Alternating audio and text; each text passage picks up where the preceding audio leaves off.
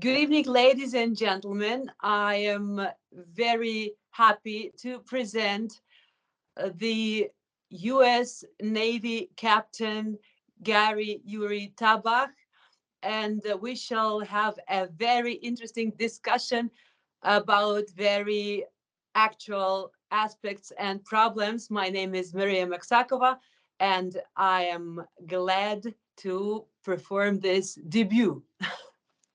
Thank you, Maria. Thank you for inviting me. Thank you for taking this initiative on creating a petition for the U.S. Government, for the United States citizens. You put it very eloquently, and I hope we're going to have as many people as possible who are not indifferent to what is going on today in the world, to what is going on with the Ukrainian nation, and to what is going on and the fact that it has on all of us, and sign your petition that you've put so much effort into. Thank you. It looks like our mission in charge, I would even say reconnaissance in force, in order to unblock the action of the Lend-Lease law, had success. Obviously, the petition on the platform change.org, named Stop Genocide, Unblock Lend-Lease, was even recommended on the Ukrainian national TV marathon Freedom. I want to thank you, first of all, Gary, for the immense job you've done to make the situation around the Lend-Lease Act clear to Ukrainians. May I ask you to explain to our American viewers what is actually going on with Lend-Lease and why is it so essential to unblock it? Well, unfortunately, nothing is going on with the land lease. Uh, Unfortunately, President Biden nor anyone in his administration has even mentioned land lease since it was signed on the 9th of May. So, by law, 60 days later, the president has to inform the Congress what kind of technique and that he has created and what people he has appointed to make the land lease work so it goes in a faster fashion to expedite immediate need for Ukraine, which includes weapons, food, aid for the refugees, medicine, whatever it is needed to protect Ukraine and to stop this war, to finally kick the Russians out of Ukrainian land, just the way it was done in World War II. Where we were helping our allies immediately with everything that we've got. Unfortunately, none of it is happening. What is happening that we're giving packages that has to be voted. Again, it takes longer and it's a long term that have to be voted by the Congress. And in those packages, there's a lot of political play because those packages include other things besides help for Ukraine. And it's usually bipartisan. So as long as those packages are proposed by the president and the Democratic Party, it is more beneficial to them because they play politics. That's what politicians do. Lend lease cuts the politics out, and all the Ukrainians are going to get is the hardware or the items that they need. Unfortunately, it's not happening. The president has not given a report to the Congress already, since 9th of May, way more than 60 days passed by. But the what I think where you came through is that you're addressing the Americans to go ahead and push the administration to do what they're supposed to do. Many Ukrainians don't understand that it is not Ukrainians who voted for the land lease. It is the American people that voted for land lease. It is the law. So through our Congress, this is how our country is set up. We have a voice through our Congress, through our representation, and then the government has to perform what we want. So many Ukrainians are saying, well, we're getting help, it's enough. I mean, we can't ask for more. No, it has nothing to do with the Ukrainians. It is us, the Americans, who have spoken, and we said, give Ukrainians everything they need to get rid of a modern day Hitler who is pushing the world towards the World War III and maybe a nuclear Armageddon. And so it is. It is again. I think that your initiative is extremely important by having such petition that it will be signed not only by the Ukrainians, who are a little bit afraid because they think they're going to upset the administration of the United States, but also by the Americans, who should demand that the government performs to their will, to what they wanted to be done, because they voted for it. So I thank you very much for it. You're one of the few people who understood that, and your endeavor is not gonna go on not unnoticed. So as we say in our military, when the Ukrainians are a little bit afraid to rock the boat, as we say in the military, we say it's a squeaky wheel that gets oil. If you're not, you're not going to get any oil. So we need to make some noise. And we need Ukrainians to help us do that instead of saying everything is fine, everything is okay. Everything is not okay. Many Ukrainians are dying. Many children, civilians, infrastructure are suffering a great deal. Everything is far not okay. Unfortunately, you are completely right, and we are every day we keep receiving these videos and photos, and well, it's terrifying, really terrifying. And should we have enough weaponry generally, of course, it would look absolutely differently by the moment now, because it is already the 8th month going on of Russian aggression against Ukraine, unprovoked aggression. As soon as I made that petition, first of all, I want to thank you, Gary, once again, because the idea of doing that petition came while we had our first interview. That was several days ago. And I think it's very cool that something we began developed so quickly. And many of my American friends were highly surprised. They keep mailing to me and writing to me that why should it be unblocked? When was it blocked? They're sending to me the law. It was voted by 417 members of the Congress. And it is like super plurality. It is something not very common. I mean, it is something which consolidated all the politicians and, of course, the American nation. And I want to thank very much America. God bless America. It is really absolutely something divine that you were going to provide on May the 9th. It was something like we were crying because we were so happy when we read about the Lend-Lease that is about to start. And now you are completely right. We are in a position where many, if not say almost everyone, thinks that Lend-Lease exists. Well, it does exist on the paper, I mean, and that it is working. How should we talk with those people who think that the mechanism works? How can I convince them that it is not true and that it is something that is written on the paper but not done?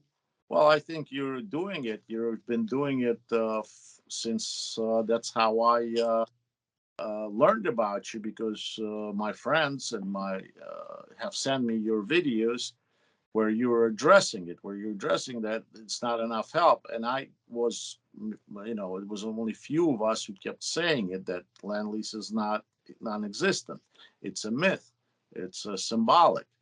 It's not what people are expecting. It's not what soldiers and the warriors at the front are expecting. So when I watched your video, I realized that you're one of the few good men, and now a woman that's aware of this situation. What we can do is just continue and try to educate the public as an American public, and Ukrainian public and other countries. I mean, a lot.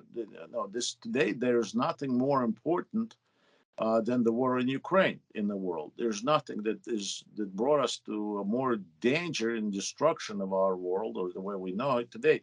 And we should not stand and watch as a nation is being destroyed, as the cities are being wiped out in Europe by a tyrant who we've allowed to rise again in Europe to do such things. And I think at this point, Ukrainian people have proven that they're freedom loving, that freedom and independence is not just empty words for them, that they're willing to fight and not to run or surrender, and they will not. It's already proven there's going to be no 48, 72 hours of destruction of Ukraine, that the president of Ukraine is not an actor or a clown, that the president of Ukraine is as a war president of a wartime who's got stamina and will to fight, that the Ukrainian generals are not drunk and stupid, that they're highly educated and highly motivated, and they know exactly what they're doing. They're not Soviet type of generals, and all the top generals, and actually the entire Ukrainian army today exists of none of the people who've served in the Soviet army compared to the Russian army, to the Russian generals or so-called generals. I can't even call them generals because, as far as I'm concerned, they're war criminals. They're maniacs. What they're doing, and and Putin himself is a KGB, is a Soviet thug. He's a KGB thug compared to Zelensky, who really doesn't probably even remember much of Soviet Union because he was a child. So, and Ukrainian soldiers have proven to be highly motivated and loving their land and willing to die for it. So there's no way of beating that army. So we might as well help them now and try to save as many lives as possible and give them offensive weapons. We haven't given them any of the offensive weapons. So for them to go in a counteroffensive, they need a heavy equipment. They need tanks, they need artillery, they need air support, and of course, what they need, Ukraine, first of all, they need more important is anti-air defenses and against the missiles that falling on the cities, on the civilian homes, on the people, and so they can at least cover some of the sky. That's what the president was asking in the first days of war, to close the skies. Well, you probably can't close the skies because Ukraine is a huge country, but the major cities is definitely possible, and we should do it immediately. As you say that your friends in the United States and many people that I know in the United States saying, why should we help Ukraine? Why should we do this or that? Well, firstly, I want to say that and why should we sign this petition? What do we care? It's a problem between two old Soviet communist brothers. And my point is, firstly, it's a right thing to do. It is just a right thing to do for us if we think we're humans and if we think we live in a civilized world. So that's first of all. Secondly, we have all the equipment, we have all of the instruments for Ukrainians to end this war and to end the killing very quickly. Uh, why? Because we've been building it and we've been storing it because we were gonna planning to fight the Soviet Union and then to fight Russia. So we have all this. We have all that hard equipment. So why can't we give some of it, 1/10 of it, to Ukrainians to do the job that we were planning to do and to finish all this and to save? It's economically right. It will save lives. It will save economies. It will save. It will not create a refugee disaster, and it will prevent a nuclear Armageddon. So I do not understand if our Congress, majority of the Congress, as a matter of fact, today our Congress does not agree on anything in two different camps. Even inside of their own camps, they don't agree on a lot of things. The more liberal Democrats, more conservative Democrats, and Republicans who are rhinos and who are not rhinos, who are blaming each other and fighting with each other. This is the only subject that all of the Congress agrees. Democrats, left, right, Republicans, rhinos, not rhinos, all agree that Ukraine must get Lend-Lease, that Ukraine must get everything we can provide them with so they will bring the stop to this war. And the only ones who are not acting on it is the administration of a White House. And that is why it is so important that all of us, not Ukrainians, not Americans, not Jews and Christians, not blacks and whites, but all of us as humans, sign this petition and say, we're all telling you, Mr. President, do your job. If you politicians got us to this point where we're at the brink of a nuclear war, then at least give us the warriors, the soldiers to fight this war. Give us the instruments to bring the end to this violence, to this killing of innocent lives. Thank you, Gary. And I would like to add, if I may, that NATO itself was built up in order to stand against the Russian, the Soviet aggression at that moment, and all that missiles and equipment and weaponry was done because the taxpayers of these previous times uh, basically paid for all that weaponry that maybe is now even under conservation. You wouldn't use it anymore, and probably there is no other war where you could possibly use it. Uh, and at the same time, Russia now attacks Ukraine exactly with that Soviet weaponry, exactly against what you have uh, the forces, everything that you've built up before. And so Russia was gathering from all over the world all that previously produced in Soviet Union weaponry.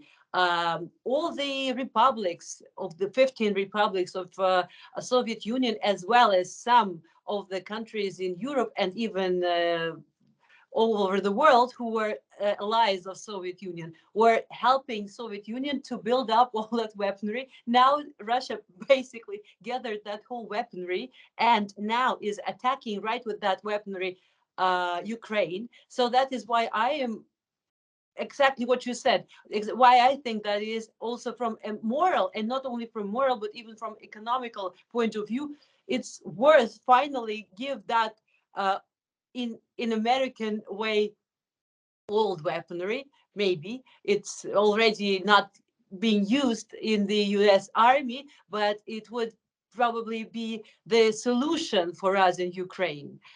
You have led similar NATO programs, well, not as big as Lend-Lease, but still very important in Poland.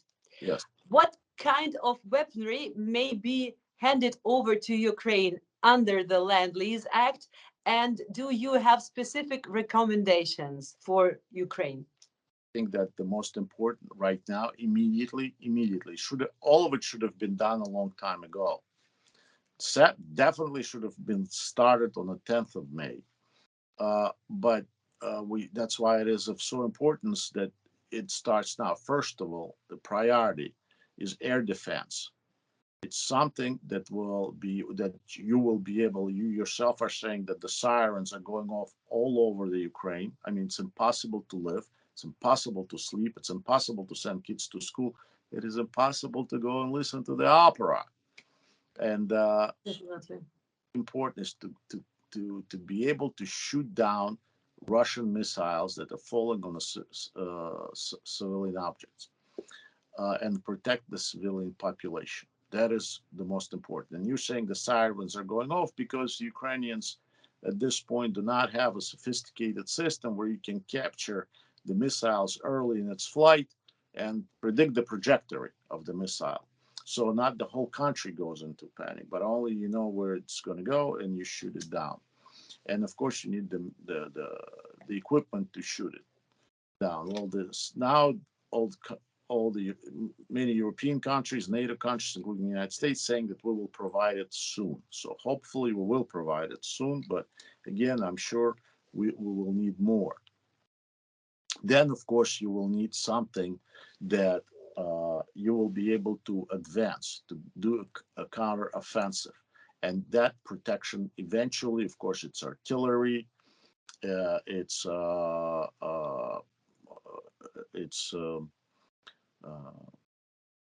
well, air support you don't have, but it's basically going to be artillery. But eventually, you're going to have to send the infantry in, actually men and women with guns going, marching into the cities, into the towns. And well, that's what you're doing now. And they need armored protection. They need tanks. They need armored personnel carriers. They need infantry fighting vehicles like Bradleys and so forth. So the armor, which will protect them and could advance them quickly, moving them forward as the enemy runs away. And of course, it would be great if we would be able to provide air support for them as well with the helicopters, with A-10 Warhogs, which will also have plenty to give. And I think that way it will bring the war to the end very quickly, and it will collapse Russia. Russia, and we will be able, and the Russians hopefully will get together and realize that Putin is leading them into the abyss, and will get rid of him, considering Russian serf mentality. Now, I also want to remind that there was a Budapest Memorandum in 1996 where Ukrainian, Belarusians, and Kazakhs gave their nuclear weapons to the Russians. United States paid for it, and some of the NATO countries, Germany, France, Great Britain, signed an assurance that if Ukraine, Belarus, and Kazakhstan give their nuclear weapons to the Russians, their their borders will be protected. Their borders will not be attacked. Russia is one of the signees, violated that, and the rest of us in that memorandum states that we have to do everything to protect Ukraine. So I do not think we're living up to our word. We're not living up to the document that we have signed, and we lose credibility. That in the future, if we would want to again come to some sort of agreement or memorandum, we will not be trusted. We will not be trusted. So I think it is important we live up to our promise in that memorandum and give Ukraine, if we don't want to get ourselves involved, at least we should give Ukraine so they can do uh, their job for us, for our job. They can do it because today I think it is already obvious. The Ukrainians have proven that today there's a World War III, that Putin and his goons are fighting against the entire world. Unfortunately, it is only Ukraine that fights for the rest of us. So at least the least we can do is provide them with the instruments to bring this killing to the end, to stop the killing. We have the instruments, we have plenty of it. So please sign the petition that Maria has created. She put a lot of work into it. Sign the petition. Ask your friends to sign. Ask your relatives to sign. Ask your pets to sign. Whoever whoever wants to live in a safe world where we can go and listen Maria's opera, then we need to do it. This is the least we can do. We don't have to go fight. We don't have to send our children to fight and put them in harm's way. But all we have to do is sign. Doesn't cost us anything, but it will give a signal. It will give a sign to our representation in Washington to put more pressure on the president, and will put the pressure on our politicians. If they don't act on it, in November, we will change them.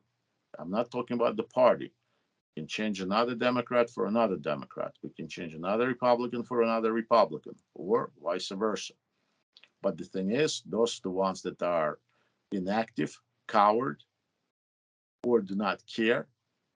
We will change them. And we have, and through this petition, we're letting them know that. Thank you, Gary, once again. I wonder if Americans realize actually what is Putin himself and his propaganda saying almost every day. He is doing as if for his, well, audience, that he's fighting already with NATO.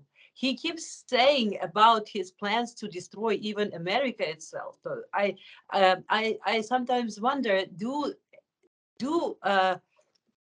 the specific organizations watch that? Do they know about what he's saying all the time? These are really horrifying threats that he keeps doing, and these threats are directed basically mainly uh, to United States. Yes, Um, hope so. I hope they do, but I think he will continue until he's stopped. Why will he continue? Well, firstly, I think because he's allowed to do that, because we let him do it. We let him get away with absolutely everything. We let him get away with genocide of Chechen people, and we ignored it. The world, I'm talking about the civilized world, ignored it. We let him attack Georgia and annex Georgian territory, and we sent with Secretary of State Clinton, with Hillary Clinton, with a reload, as they said, or restart button.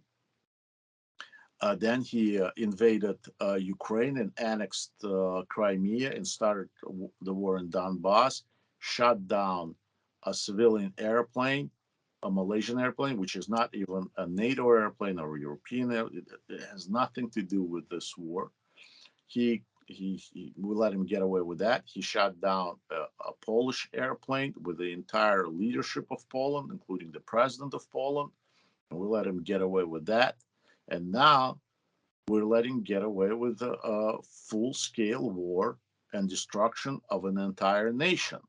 And we're still trying to convince him to negotiate, or trying to convince this crocodile, this alligator, to become a vegetarian, and he will not. As we've learned from World War II and other wars in history, these kind of leaders or these kind of tyrants will not be pacified.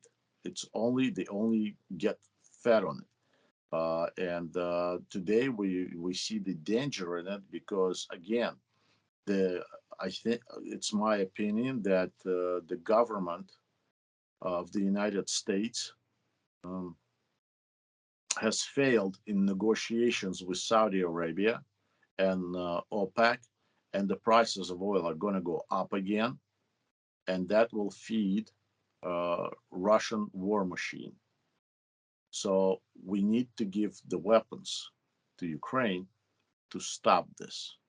Clearly, we're not capable of doing it in a diplomatic or a political way or economically. well, they're trying to build up a price limit for Russia. I'm not sure it's going to involve all the countries that are buying his oil, but it's a way they're trying to compensate. I mean, in Europe, these high oil prices, which are really feeding Putin. Um, the point is, I wonder if really American people, realize that Putin is all the time targeting in his speeches uh, the United States. They are doing some different films, cartoons, over how exactly they would destroy a part of United States. This is things that I think should be told more openly in United States, so that people realize that he, even if at the moment he is, well, he stuck in a way in Ukraine, because of the bravery, because Ukrainians are heroes, and President Zelensky is a hero, and the Ukrainian army are heroes. Um, and he stuck in a way, yes, and now he has to. But even now, when he got stuck, he still says that they're fighting not only Ukrainians but also NATO. And we know that NATO is not involved in the conflict. We have no NATO troops in Ukraine. But it's like for him, not the enemy in the face of Ukraine is for his audience, for his public, not big enough. So he's trying to make more important, saying that they're fighting already with NATO. And that's why I think that really, if the enemy already is targeting you now at the moment, maybe literally, but it means that he, well, can begin it physically also. I even think that maybe I should make a film like we did about Lend-Lease, the same thing about what they talk all the time about, what they say, what they keep saying. He himself and all his propaganda will translate it into English. And maybe then people will wake up and realize that he is threatening, already threatening the United States and the NATO. Sure, My sure. question, sorry, I- excuse me. That cartoon you're talking about, the missile landed in Miami, right where I live. So it wasn't. It was threatening. It is very important for us to try and do everything and use all the means to educate people in what is going on and with which danger that we're dealing with. And again, I think people appreciate what we're doing because we're not getting paid for it. We're absolute volunteers. We're putting a lot of our time and effort into this. So we're not representing anyone's interests. I don't know President Trump or President Biden or President Zelensky. I've never seen them in my life. So I'm sure you, well, maybe you did, but I'm definitely they've seen you as a performer, and but this is why I think people will trust us more than they will trust any kind of news media that works for some oligarch or some interest groups like CNN or Fox News or BBC or Voice of America, because we're you and I and several of our friends were independent in this. So it is only comes from our heart, and because we're not indifferent to stand by and watch people getting killed. Every time we meet, Gary, we have a good idea for the The next, next project. you have, Return, I'm just well, no, you have. Returning to the technical moments about the land lease law, um, about the photos, I've seen dozens of square meters, maybe I'm exaggerating, but it looked like that, dotted with military equipment, for example, in Arizona. Can this equipment be transferred to Ukraine? Because it looks much more profitable because its production was already paid, as we said, by the taxpayers of previous decades. And this would not require new spendings and will not place an additional burden onto American budget today. Is it technically possible to reconservate, so to say, that kind of weaponry and transfer it to Ukraine? well. There are three ways that Ukraine can get weapons. One way is like when we decommission something, like a ship, or now we're going to decommission 160 or 180 Warhogs A-10s. It's for the for infantry, the air support airplanes, um, or any equipment. Late, not too long ago, the Humvees, those like the trucks, half trucks that we used in the military, we have decommissioned them. We've taken them out of service. There are thousands, hundred thousands of them probably, many of them in Europe. We have to utilize them, which means we have to conserve them. We have to put them in preservation. So preservation costs money.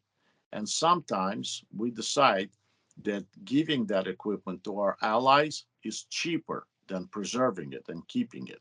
So, like for Poland, for instance, I was involved in transferring two ships, a few, four helicopters, lots of equipment for special operations, because we didn't want to preserve. It was cheaper to provide to our new ally this NATO equipment, which was, yes, it was not new, it was used, but it was just like new because our equipment kept in a very good shape. and we preserve it for later use if we need to. So this is one way. It doesn't cost, as long as it doesn't cost the United States government extra money, extra funds. So we save money from preserving it, and we're giving it away. So that is one way that can be done. For instance, with warhogs, with Humvees. There is no need for training on Humvees. Ukrainian soldiers can drive, two pedals, the same, that car. It's a truck. I mean, maybe some mechanics will need some help to fixing it or maintaining it, but it's not much.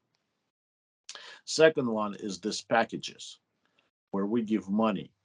And there's different systems of giving money. There's a presidential drawdown, there's military sales, and different ways. But it's basically packages where we approve, where we give money to Ukraine, and with that money we say you can buy this, this, and that. So far, it has been that they can only buy defensive weaponry, not offensive weaponry. And uh, if they don't spend it, then we take it back. So, for instance, it was 6 billion, but Ukrainians, we were able to provide them only with $4 billion. So they took $2 billion, came back to the United States. I'm rounding those numbers close. And the third way is, which is the most beneficial for Ukraine, and that is when already the world is in danger. This is like happens very rarely. Basically, this is the second time it happens. Is a lend lease. This is where we take the equipment, the one that we have in service that's working, and we send it to Ukraine because we have 10 tanks right now, but we can spare 2 tanks, take them out of service, and send them to Ukraine. And we can take them in from preservations from the desert, as you say, and it's you said square meters. I can assure you it's hundreds of square miles or kilometers, and we have quite a bit stored and preserved in different deserts. We have airplanes there preserved. We have all kind of heavy equipment preserved there, guns, howitzers, tanks, armored personnel carriers, trucks, all kinds of vehicles. We can take that and also provide it to Ukraine. But not only weapons, we can also provide medicine, we can provide anything that they need, communications. So it's not an individual like Musk that does it out of whatever goodness of his heart, or because he wants PR for himself, or whatever. Different people say different things. But it is the government, the United States government, and governments of other countries that provide steady equipment to Ukraine, communications, weapons, and so forth. So yes, we can do that. And yes, we have plenty of it because we were preparing and we kept keeping all this to fight the Soviet Union. So we definitely now have seen that Ukrainians have kicked Russians' butt with very limited amount of their equipment. The country that is much more poor than Russia, the country that has the army 10 times smaller than the Russian army, the equipment, everything is at least 10 times less, tanks, airplanes, missile, everything less. And yet, Ukrainians will be able to repel that Russian attack and stand their ground and even conduct counteroffensive operations in certain areas.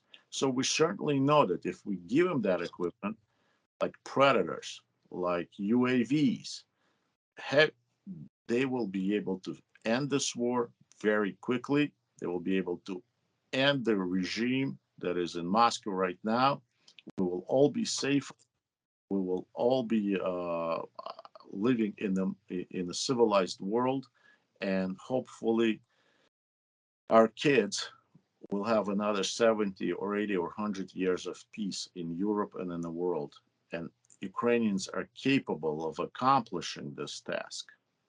All they need is the tools, and we must provide those tools. And the way we will provide those tools, if the people will sign the petition and we take it publicly, and we will tell our politicians to have some guts and do something instead of just worrying about their reelection.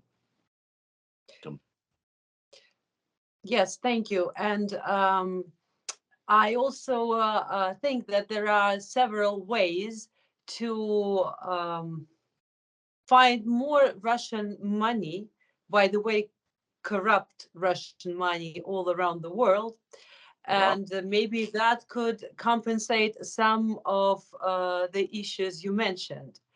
For example, on March the 13th, 2019, Congress passed a law requiring an annual report on the search and seizure of Putin's assets.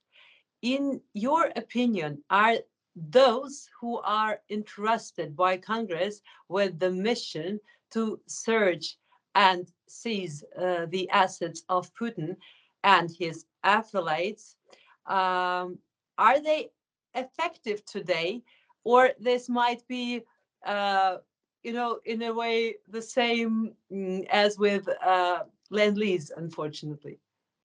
well, first of all, you're surprising me by I never heard that there's a corruption in Russia or Ukraine or in our, but that leads to the second one, entrusted.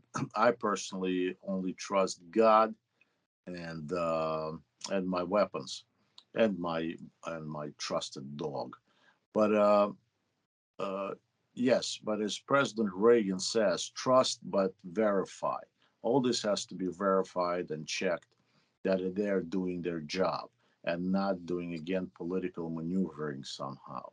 There will definitely, I believe, again, I'm not a lawyer nor am I a financier, but I definitely believe that there will be reparations from the money that is already, the funds that are already arrested by the World Bank and uh, international banks, Russian money that is frozen, that they will have to go to Ukraine for rebuilding Ukraine and compensating. Well, compensation is different, and reparations. And then I hope that there will be compensation as well.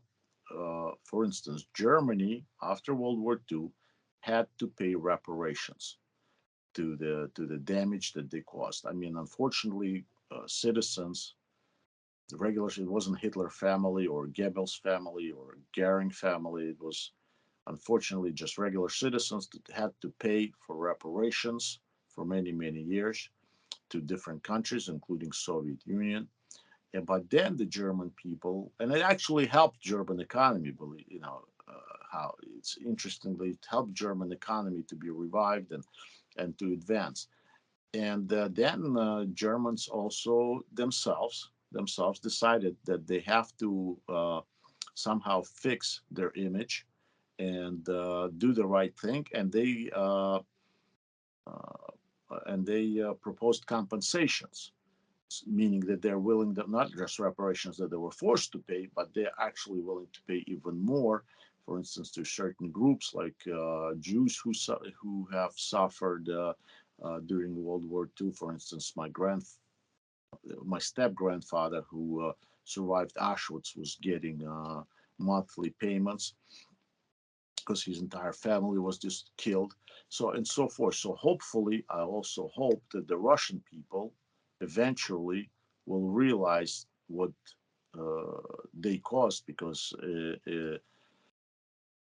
there's a collective responsibility. They'll have to take a collective responsibility like the Germans did, and they will conduct compensation to the Ukrainian people, to the families that suffered, to the refugees, people who lost their homes, people who lost their loved ones, and that way they will uh, mends the relationship with the Ukrainian people. Hopefully, I don't think it will be in my lifetime, but hopefully, eventually, it will happen. Gary, I was saying about the immense corruption in Russia, and this is a very well-known subject. And money, well, we know about the frozen gold and foreign exchange reserves of Russia. These money will go, among other things, to the restoration of Ukraine. And I can, well, assume that possibly hacked assets of Putin personally and his circle will many times exceed these 350 billions that have been arrested. I'm saying that these amounts, should they be found, I hope so, that would cover any spends that United States uh, now can possibly give to Ukraine. That was my question. How can we be sure that all these amounts are going to be counted, and that this annual report that should be taken will be really precise and so on? Will that combination work? You ask me, will that work? It will work if we want it to work. If you and I and people like us, who are just normal people who entertain other people, protect other people, cure other people, teach other people, if we get involved and we watch and we demand from our politicians to do the right thing, then they will do the right thing. If we let them get away, the United States is not pure. We have corrupt politicians too. And we have politicians, they've taken money from Russia, taken money from China, or their kids. we have taken that. So we also have corruptions here. So it's up to us for us to watch and to make sure that it happens. I think it's not only Russian money that's been that have to be confiscated and taken away from the corrupt oligarchs or anybody. It's from anybody who has taken money from the people, that has taken money from the budgets, that has taken money from the pensioners or from the wounded soldiers who cannot have a prestige because there is just no money, and somebody is flying in a jet and living, wasting money because they didn't earn it, and easy come, easy go. Yeah, thus money has to be confiscated and returned to the people. That doesn't mean we're going to rob Mm. rich people or people who have created something or who earned it honestly in the honest opera. But if the opera was not honest, then we certainly do. But it depends on us. It depends on us as a conscious citizens if we will take take part in it. So it's not only Russian oligarchs; it's American oligarchs. It's Ukrainian people. Anybody who did this in a dishonest way and stole money from the people, they should not only be taken away from them, they should also be punished for it. So that we have law and order in our Mhm. society. Otherwise, anarchy is a great thing, except it doesn't work. But otherwise, it would be great. So you're absolutely right. We need to do it. We need to watch it, and maybe you and I will continue this, have this program that we say, hey, you know, there's plenty of money in it. Whether it's going to be given to Ukraine or whether it's going to be given to United States, compensate United States for the expense, I don't know. I think there are laws, and it's up to Congress. And I know that there are different. We can't just take money and take it for ourselves. For instance, in my own experience, what happened was that when we invaded Iraq, everybody thought, all right, so all the oil companies are going to be working now. Iraqi oil companies are going to be working with the United States oil companies because we liberated Iraq or Kuwait when we went into Kuwait. Uh, but that's not what happened because by our law, we thought it was going to be Chevron, Shell, all the American companies that I'm not even sure if they're American, but all the American companies that are going to go in there, and we're going to profit from it because we've spent money on a war, because our soldiers got killed, because it was an expense to the United States. But that's not what happened. By law, the Iraqi and Kuwaiti companies had to put the bids out, and whoever won the bid, there became the oil companies that were pumping oil from their ground. And you would not believe that, but the biggest bid was won by Lukoil, by the Russian oil company. So we fought the war, we liberated Iraq and Kuwait, but the ones that benefited from it, the oil company, was Lukoil, the Russian company. I'm not sure if it was done. The bids, Russians tend to win the bids somehow all the time and get the profit because there is corruption. There are things like that. But that's our job also to watch and make sure that that doesn't happen. And then we also know that some of our politicians, in that case, it was a Republican vice president. But this last time it was a Democrat vice president. That last in Iraq it was a Republican vice president, and his family was enriched. There is no proof that there was corruption. It's very difficult, but somehow they've benefited it. But precisely, Lukoil is, by the way, a private company. It's not a state Russian company, Oh, but but still, oh, okay. but it's still. I mean, Um, in the United States, all of our companies are private companies. We don't have a state company. yes, but they do in They Russia. So it was the Russian still pays taxes in Russia. Still the Russian people that benefited from it, not the American people. Although American people fought that war. Uh, so let's do it in that way. With a competent approach, it is possible that even those expenses that Lend-Lease provides will be repaid at the expense of Putin's assets. It is possible. I'm not saying it's going to happen, but theoretically, even that, what, for example, we use all of these three kinds. Yes, you said drawdown, um, conservated weaponry, and still some expenses that will happen anyway. So that part could be theoretically evened by these assets. Theoretically, Okay, is theoretically, there? I think first what we need to do is win this war, bring it to the end, destroy Russian military, take the Russian nuclear weapons away from them, take their offensive weapons from them, and hopefully change the structure and the material of Russia. Uh, Mhm. Maybe they will break up. The empire will continue to break up, and they will break up in several other countries again into smaller countries, but definitely take the nuclear weapons away from them, take the offensive weapons from them, so they will not be able to do it like we did with Japan and Germany after World War II. So they will not be able to and conduct such atrocities as they're doing now. And I think this is the most important now. And then later on, we will worry about finances, the economy. I'm sure it will somehow grow and benefit. But first, we have to create a safe environment. We cannot exist on this planet with a country like Russia in a form the way it is right now. And the longer we're afraid of approaching and facing this situation, the more threat it is, and the more danger that country creates. Me personally, I adhere to an equidistant position regarding domestic American politics.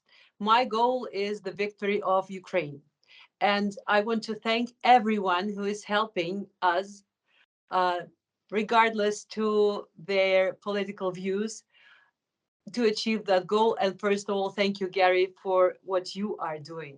Thank you Are for there other decision-making centers in the United States, soft power, so to say, with which it is possible to establish horizontal public relations that we did not use yet? Well, I think it's probably your counterparts, actors, stars, sports stars, movie stars. They have a huge influence when they address the public because people just simply like them, Mm-hmm. and they trust them. So I think you're as productive as you are. Probably should it wouldn't be a bad endeavor if you reach out to your counterparts in the United States who are known and loved, and let them also project our mission. That's basically what I want to do. I'm searching a way to let these opinion makers know about the petition. First of all, I'm talking about great actresses, great American actresses with Ukrainian origin, like Mila Jovovich or Mila Kunis. And I am going to try to get in touch with them. Maybe thanks to our TV show now, or YouTube show to be more precise, maybe somebody would advise how and where and what exactly to do to get in touch with those um, who show um, their relation to to the war. Also, share, for example, she shows constantly the support to Ukraine, and many others. Maybe our viewers would give me advice about it. And I have maybe for tonight the last question I would like to ask, because I think you know very well, this is really the subject where you know everything. Um, I'm saying about, is there anything that could possibly accelerate Ukraine's membership in NATO?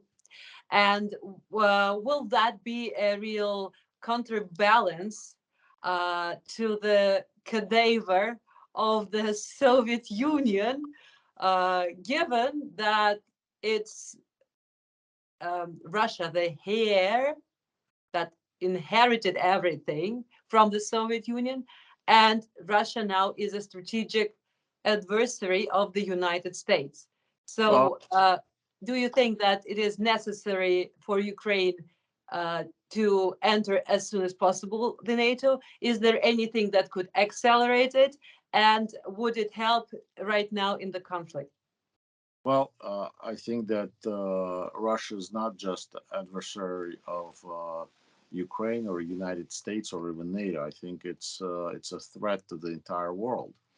Uh, in my personal opinion, if Russia can annex and bring somebody's territory and claim it as their own, I don't see why we cannot take Ukraine and say, okay, it's part of NATO now, and the fifth paragraph is now, there's an exception to it. But I don't think it's reality. I think it's my fantasy or my wish to be that. So I think the only realistic way for the Ukraine to be part of NATO um, is to win this war and to destroy Russian army and to show that and establish a very hard and protective borders, Ukrainian borders that are agreed on at the United Nations, uh, that they what Ukraine had their unity of the borders, and that way the NATO should ask Ukraine to be part of the alliance, because NATO at at that point would be the most sophisticated, uh, the most experienced military in the world, and it will bring a lot to NATO and to the table. It will reshape NATO, and this is probably what they're afraid of. It will reshape the whole relationship of the European countries, of the United Nations, whether Russia should be part of United Nations or certainly of the Security Council. Um, and again, hopefully, Russia will not be Russia as we know it today. It will become a much different state. Maybe not only one of them. Right, but several Russias or different countries, which will be civilized and friendly and live in peace with their neighbors. And Ukraine can shape that. And we have to give a chance and help Ukraine to do it. But eventually it will be NATO. But on the other hand, if that will be the case, um, maybe there'll be no need for NATO any longer if Ukraine will be able to finish the job, and maybe there will be different alliances between different, the gravity will change in that sense, maybe. maybe now the important ones will be Ukraine, Poland, Great Britain, Baltic states, not France and Germany. So this is probably, this is also a political struggle that is going on right now. But of course, we're on the side of Ukraine, and it is Ukraine right now that is important, and it is Ukraine now that's changing the shape of the world, and it is in Ukraine that the nation is being built, a nation of righteousness, nation of democracy. And once Ukraine finishes the job, I think it will be a world leader for a long, long time. Well, Ukraine tried to enter the alliance since 2008, as far as I remember, and every year that wish becomes stronger and stronger. And latest news about that, President Zelensky wrote the correspondent documents and sent them already to NATO. And now we are expecting the answers of the members of the alliance. And well, of course, let's see what they're going to say. Right. But now I think it would be very meaningful if NATO would support that wish and will of Ukraine. Well, I agree, but I hope at least they will start providing weapons to Ukraine. They at least Yes. start with something instead of just applauding Ukraine's victories on the battlefield, but actually do something about it. Thank you so much for helping us. And let's remind our viewers once again to support the petition. I will place the link below this video. And I hope that we are going to continue our conversation and that we will have much more interesting ideas. And with God's help, I will hope that we will embody them and life is going to be better. Thank you, Marie. Thank you for involving me in it. And it's with a great pleasure and honor that I can be part of the struggle of Ukrainian people on the right side of history.